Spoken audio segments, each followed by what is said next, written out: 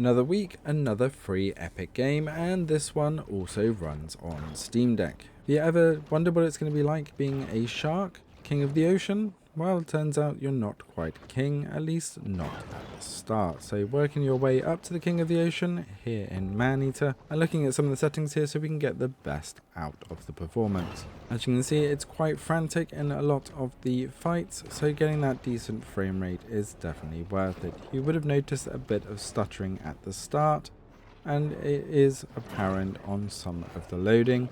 You can get 60 frames per second, which is on the medium settings here, and I'll show you high in a second as well. As you can see, this is using the Epic Games launcher, and I'm also using GE Proton 720.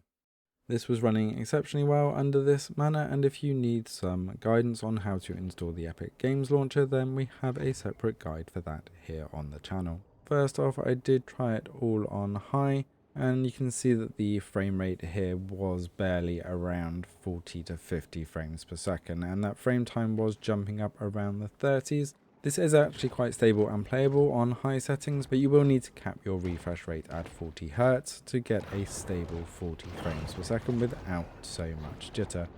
Because of the amount going on in this game, there is a fair load time in a lot of these sections, and you will still get a lag when the load spikes happen, so the lower those settings, the less laggy that will be. So as you can see, it's bouncing around all over the place on high settings, so let's drop them down to medium, and you'll see a bit more like that first footage.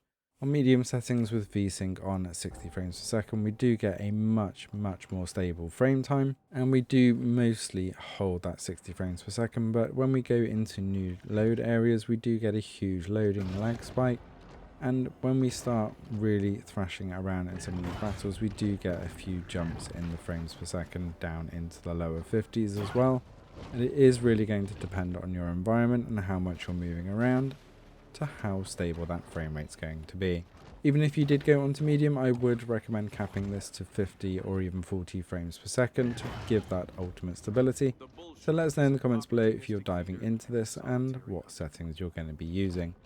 I'll leave you with a bit more of the gameplay here at 60 frames per second so you can get a feel for the game and performance without me talking.